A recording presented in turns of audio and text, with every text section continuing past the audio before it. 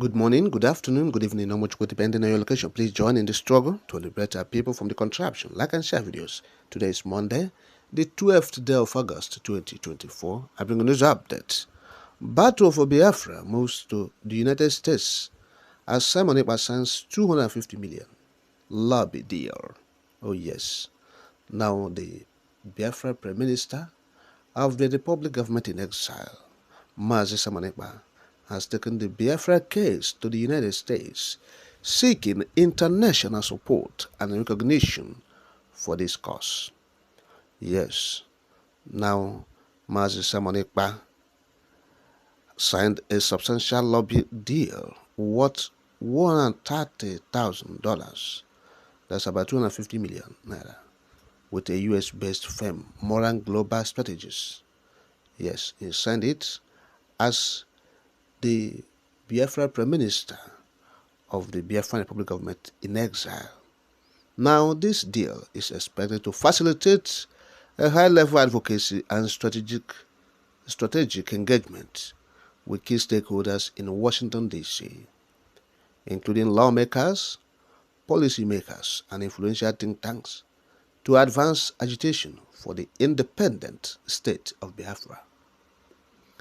This move, it is believed, marks a new chapter in the long-running campaign for Biafra independence, as Simon Ekpa aims to leverage the global stage to bring attention to the grievances and aspirations of the Biafran people. Yes, now Simon Ekpa applied in June 2024 to engage the services of MGS, you will recall. MGS, owned by a former U.S. lawmaker, James Moran. Now, the letter of agreement was signed by Mr. Moran himself for the lobbying firm on June 10, 2024, while Simon Ekpa signed on behalf of the Biafra Republic Government in Exile on June 12, 2024. But yes, now the Biafra Republic Government in Exile will pay the MGS a monthly fee of $10,000. That's about 15.8 million for services provided.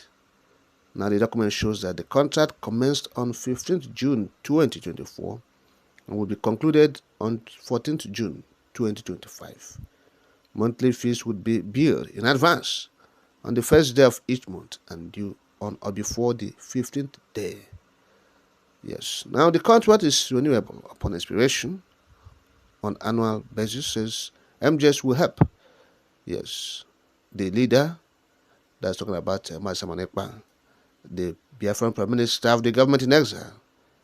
Yes, that's the Moran, this MGS. They will help to convince the U.S. government and private sectors to support the cessation of Biafra from Nigeria.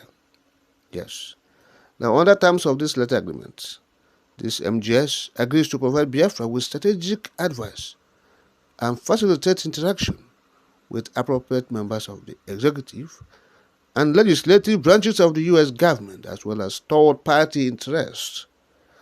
Now, this MGS will support Biafra's fundamental goal to encourage the United States government to support Biafran independence and to recognize Biafra as the only entity which represents Biafra. Yes, look at the part of the agreement. MGS will promote the narrative to U.S. government and non-governmental stakeholders that Biafra, once an established independent state, with Biafra's stewardship, will be a close ally of the United States as well as a bulwark against Islamic terrorism in the region. That MGS will work also to educate U.S. and non-U.S. stakeholders on issues of concerns pertaining to the government of Nigeria, including but not limited to human rights abuses, religious freedom issues, including persecution of Nigeria's Christians, increasing Islamic fundamentalism within the Nigerian government, the Nigerian government's alignment with U.S. adversaries, and broader security concerns, among other topics. Yes.